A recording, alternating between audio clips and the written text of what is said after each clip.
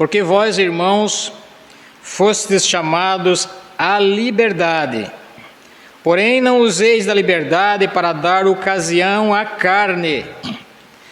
Sede antes servos uns dos outros pelo amor. Porque toda a lei se cumpre em um só preceito, a saber, amarás o teu próximo como a ti mesmo.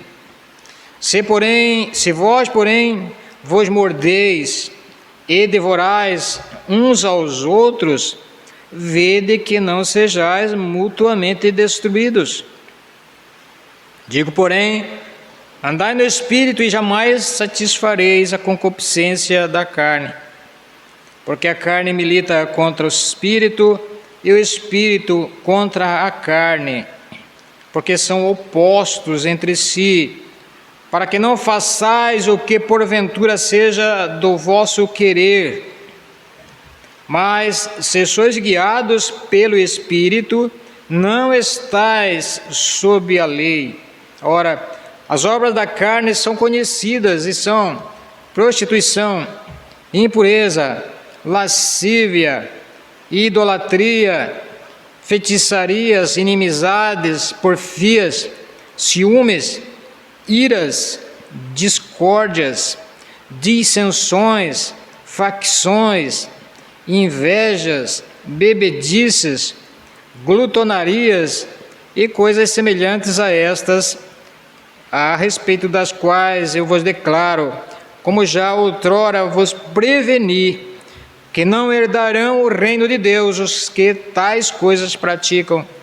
Mas o fruto do Espírito é amor, alegria, paz, longanimidade, benignidade, bondade, fidelidade, mansidão, domínio próprio. Contra estas coisas não há lei. E os que são de Cristo Jesus crucificaram a carne com suas paixões e concupiscências. Se vivemos no Espírito, andemos também no Espírito. Não nos deixemos possuir de vanglória, provocando uns aos outros, tendo inveja uns dos outros. Ó Pai, nós queremos nessa noite mais uma vez sermos conformados conforme a Tua vontade, conforme o Teu Espírito, Senhor. Queremos que o Senhor venha iluminar, ó Pai, o nosso coração, embora nós já tenhamos lido esse texto várias vezes. Ele parece ser simples, mas nós sabemos que existe uma batalha espiritual, uma luta entre a Tua vontade e o Teu Espírito e a nossa carnalidade, a nossa natureza pecaminosa.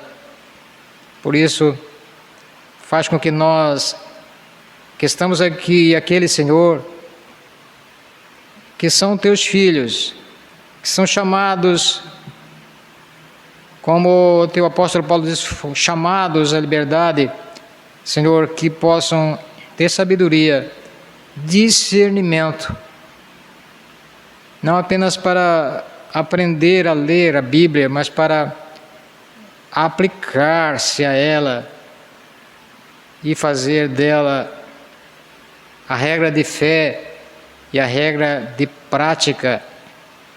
Mas te pedimos, ó Pai, que o Teu Espírito Santo venha fazer isso, que o Teu apóstolo disse aqui, transformar, regenerar e nos libertar. Nós te agradecemos e oramos em nome de Jesus. Então Paulo vai escrever a respeito dessa liberdade, a igreja da Galácia.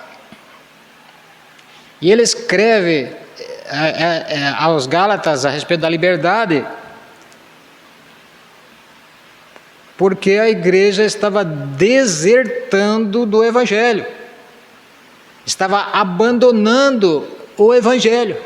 Hoje as pessoas estão, na verdade, sendo influenciadas por uma cultura da tecnologia, uma cultura do chamado pós-verdade, né? Em que hoje não existe todo mundo, a verdade é aquilo que você acha que é a verdade. Neoliberalismo, não existe hoje, cada um pensa do jeito que quer e você não está preso em nada. A liberdade, inclusive, hoje está reivindicada, podemos dizer assim, dentro desses preceitos, dentro desse pano de fundo, que é o neoliberalismo, né? Podemos dizer que é uma maneira de chamar as pessoas querer liberdade ou reivindicar liberdade, mas uma liberdade sem compromisso com nenhum dogma, com nenhum mandamento, com nenhuma lei. Isso é o neoliberalismo, ou seja, você é liberal, você faz aquilo que está no seu coração e que você é, na verdade, dirigido pelo seu coração. Quem escreve isso é uma pessoa que realmente conheceu a liberdade. Ele tinha uma liberdade, que era a liberdade dentro do aspecto da lei, mas agora ele conheceu a liberdade em Cristo Jesus, que era a verdadeira liberdade. Quem foi que impactou mais o mundo? Império Romano e toda a história até hoje. Aquele baixinho que não tinha uma homilética bonita, ou seja, não falava bonito, que era esquisito, que era meio gago. Alguns dizem que ele era meio gago, por isso que a igreja de Corinto não queria ele. A igreja de Corinto aprezava mais os filósofos, né? Aqueles pessoal que falava bonito. Por isso que achavam ele, ele mesmo escreve, né, para a igreja que vocês falam aí que eu sou fraco quando eu estou ao vivo, ou seja, quando eu estou pregando para vocês, mas quando eu escrevo coisas, né, fortes. Então esse homem foi impactado pelo Espírito de Cristo, pela renovação, e ele conheceu a liberdade, foi ele que mais escreveu a respeito da liberdade. Ele fala aí, então, porque vós, irmãos, foste chamado à liberdade. Nós queremos rapidamente tratar aqui desse conceito em que Paulo fala nessa carta, que é o conceito da liberdade. Muita gente, eu queria que vou tentar descrever aqui da melhor maneira possível, não sei se vai ser suficiente, mas eu quero que você preste atenção, porque esse tema, ele é crucial, ele é vital, para que a gente possa entender a nossa vida de regenerados, e de ter paz, inclusive, com o Cristo. Bem, eu já falei inclusive desse conceito de liberdade, que o mundo, por exemplo, conceitua. O mundo acha que liberdade é você fazer aquilo que você quer, né? Você só é barrado porque existem leis que barram você, que impedem você de fazer certas coisas. Mas se não tivesse essas leis, a gente fazia o que o coração mandar. Essa é a ideia da mentalidade da pessoa que acha que tem que ter liberdade, que ninguém manda na vida dela, né? Esse conceito, como eu falei, está ligado aí a essa visão atual que é chamada neoliberalismo, o novo liberalismo, tá? É chamado novo liberalismo porque antigamente, lá por volta de 1870 até 1930, existia um liberalismo, chamado principalmente liberalismo teológico, que foi incutido na igreja por escritores como Shelley Mark, como Kant, filósofos como Ritschl, teólogos que escreveram, que acabaram tirando essa ideia de um Deus transcendente, de um Deus santo, e colocaram um Deus conforme a nossa relação, conforme o pensamento humano. E muita coisa, uma das coisas cruciais era que alguns deles escreveu que Jesus não precisaria ter morrido para que as pessoas se salvassem. Deus poderia salvar, e Ele salva conforme a vontade dEle. Ou seja, Cristo foi apenas assassinado. Agora, isso foi um problema que entrou na igreja. Graças a Deus se levantaram homens como Karl Barth e outros tantos, e isso morreu. Agora nós temos um novo liberalismo, que inclusive está entrando também na igreja. Um deles eu falei aqui, e o Papa inclusive está promovendo, né? Que é esse liberalismo que todo mundo vai ser salvo. Então não precisa você, na verdade, fazer isso que Paulo diz aqui: não dê liberdade à carne. Você pode dar liberdade à carne, mas você vai ser salvo também, do mesmo jeito. Além disso, esse novo liberalismo, ele não tem nenhum respeito com dogmas, com leis, com disciplina. Por isso nós vemos, por exemplo, o casamento que não existe praticamente mais, não existe mais respeito, compromisso. É isso que a gente está vendo hoje. Isso, por exemplo, o mundo pode dizer que é uma reivindicação à liberdade. Agora, o que você pode entender de liberdade, eu vou dizer aqui. Agora, se você, por exemplo, olhar para a União Soviética é um sistema comunista. Agora, eles estão acostumados com o comunismo. Agora, se existir eleições diretas lá, o que vai acontecer com as pessoas? Eles, com certeza, vão eleger e vão privar e vão colocar novamente o comunismo para estar funcionando, pessoas comunistas. E por que isso? Porque eles estão acostumados. Eles não conhecem uma outra maneira, mesmo que esse comunismo cerceie a liberdade das pessoas, porque o comunismo ele cerceia a liberdade, mas como eles estão acostumados com isso, eles vão eleger novamente comunistas. Mesmo que o comunismo não promova a liberdade. Agora a gente já começa então a perceber que liberdade não é muito fácil de entender. Não é muito simples da gente entender. Embora pareça ser fácil, não é? Então o que nós temos aqui? Um sistema.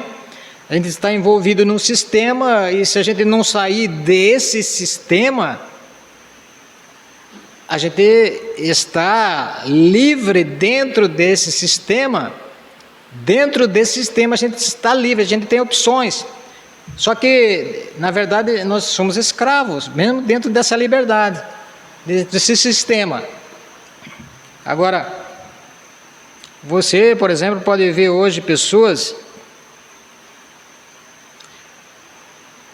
que têm liberdade, né? Tem liberdade e inclusive elas parece que um exemplo de liberdade, do estilo de vida, mas estão se amoldando conforme a cultura da falta de responsabilidade, falta de respeito, inclusive de deboche para com as leis, com a moralidade, com a ética. Você vai para a televisão, por exemplo, você vê isso. Está se debochando das coisas decentes.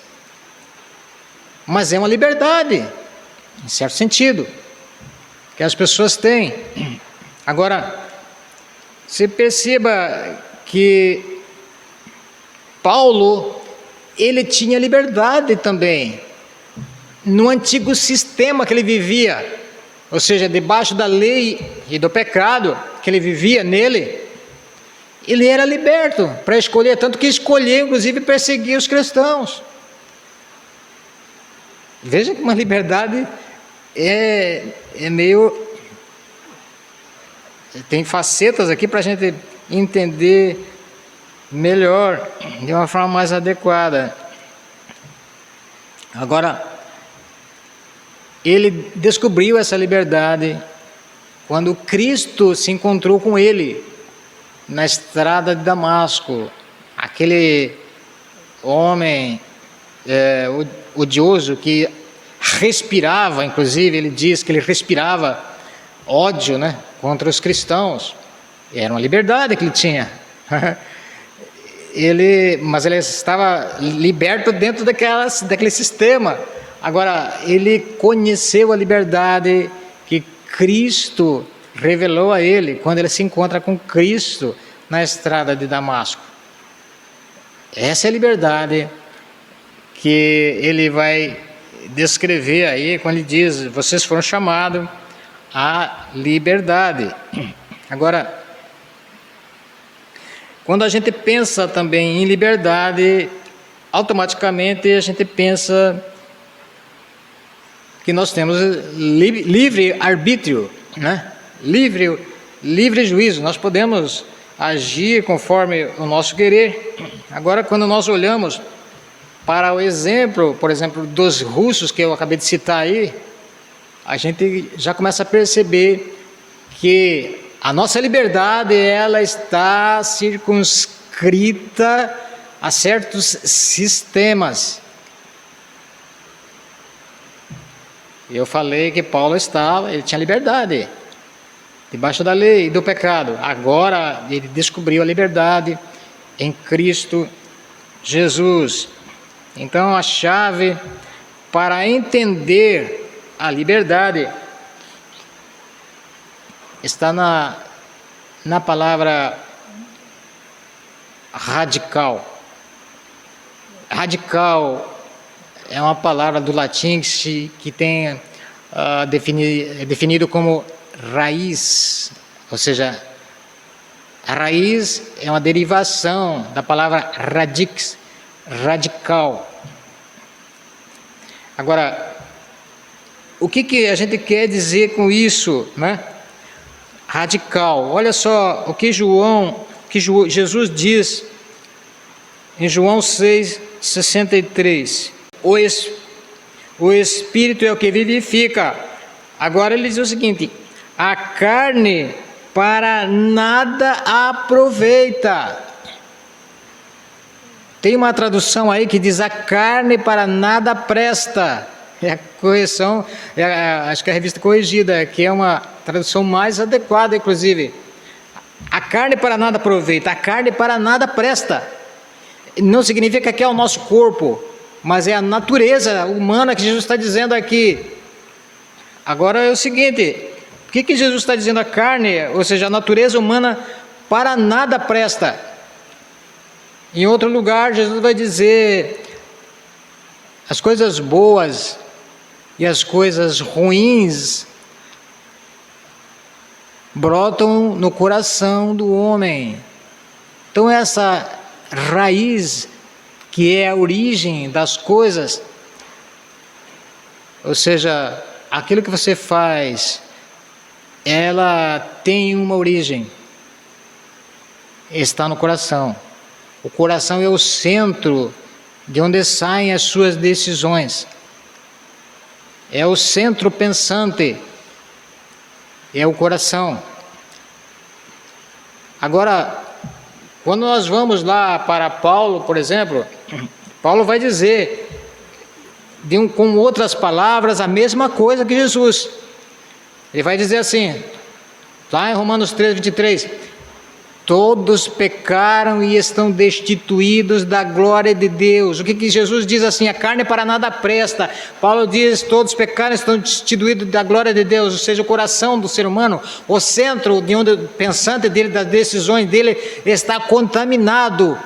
A raiz, a origem, não tem como fazer, pensar e agir de forma boa.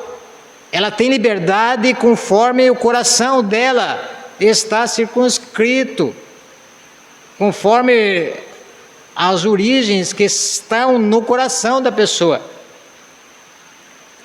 Se a carne, se a natureza humana está contaminada e tudo foi contaminado, foi contaminada a mente também, a alma, o corpo todo foi contaminado. Por isso que Jesus falou, a carne para nada presta.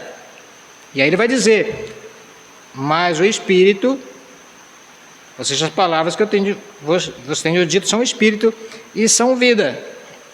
Então, o que nós percebemos, né? Que dentro dessa perspectiva de liberdade, nós somos libertos, sim, dentro podemos dizer, desta circunferência em que o nosso coração está conduzindo as nossas ações.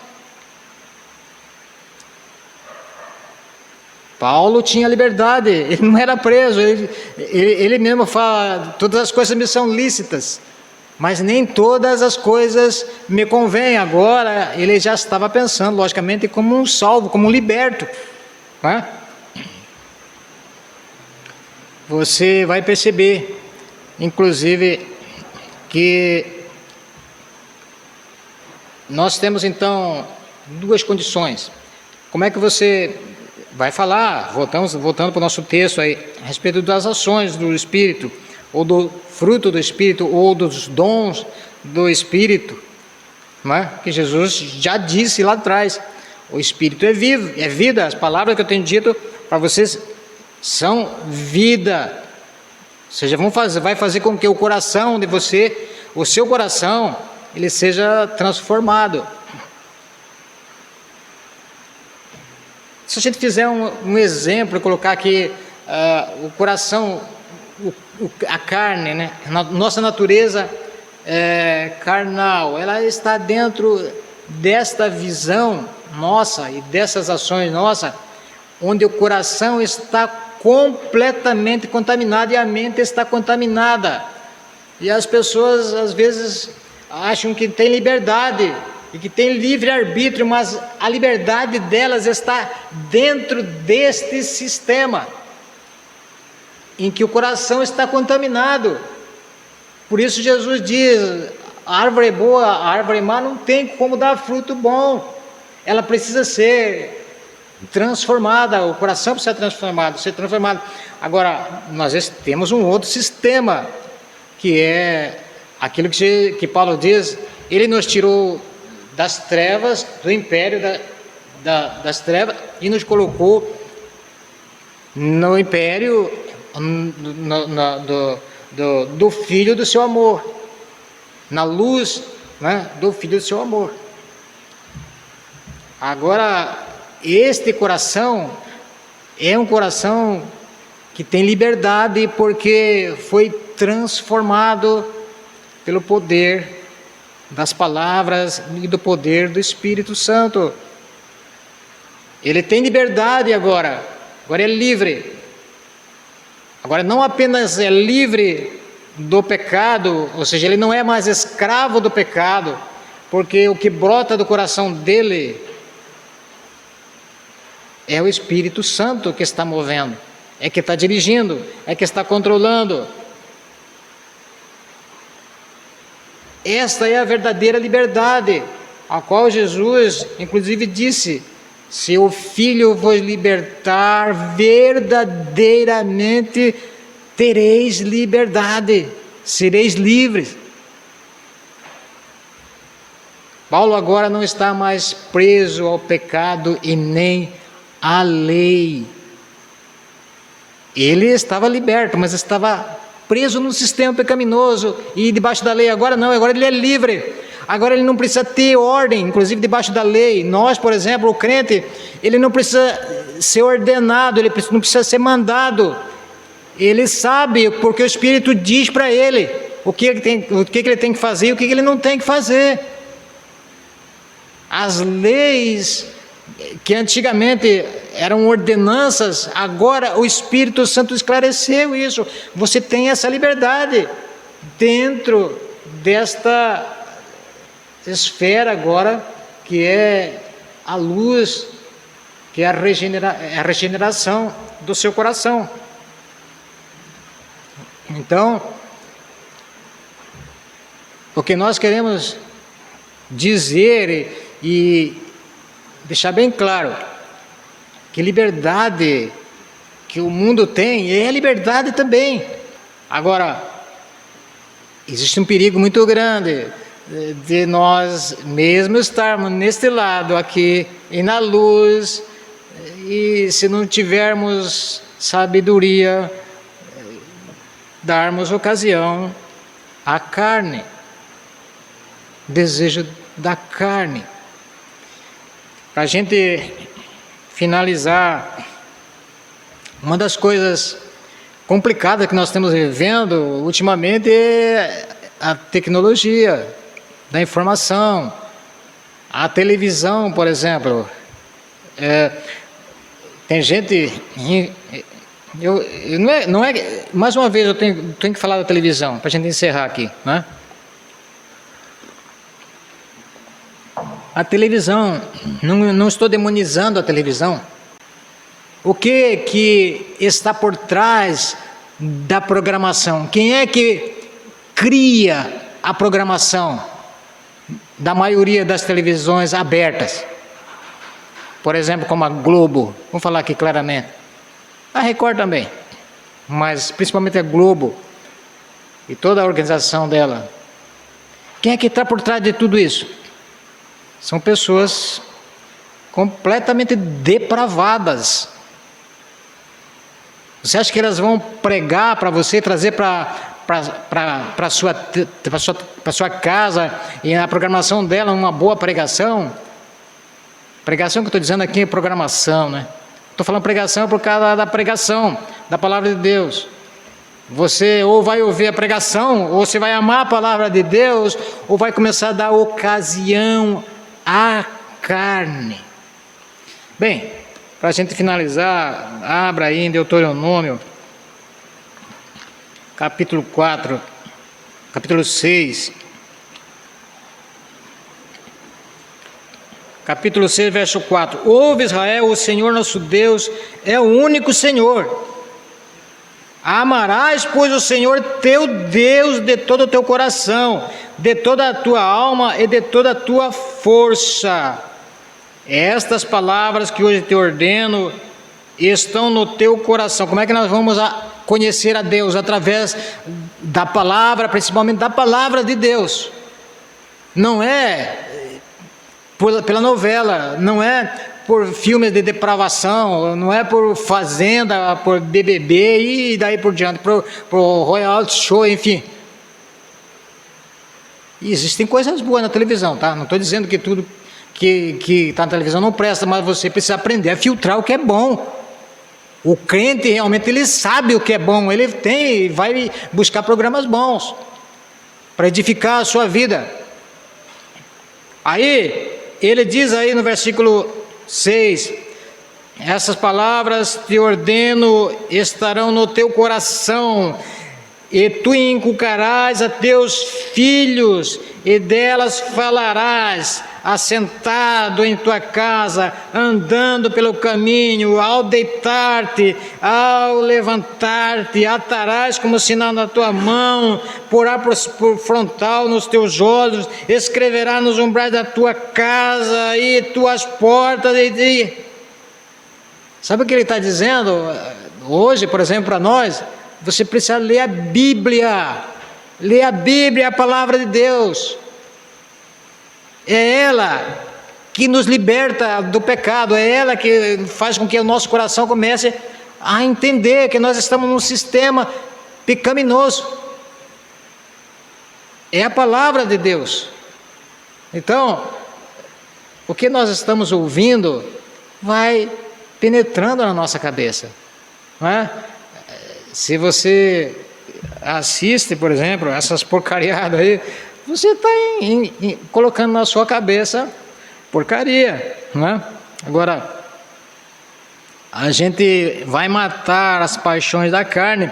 No versículo, voltando lá para o nosso texto, para encerrar, versículo 24, diz assim: os que estão em Cristo Jesus crucificaram a carne com suas paixões e concupiscência. A nossa carne, nós carregamos um cadáver ainda, né? Como Paulo diz: miserável homem que sou, quem me livrará do corpo dessa morte. Nós carregamos esse cadáver ainda, mas nós escravizamos ele, tá? Como escravizamos? Nos esforçando até que nós estejamos completamente formados e libertos dessa escravidão da carne. Paulo diz também: eu esmurro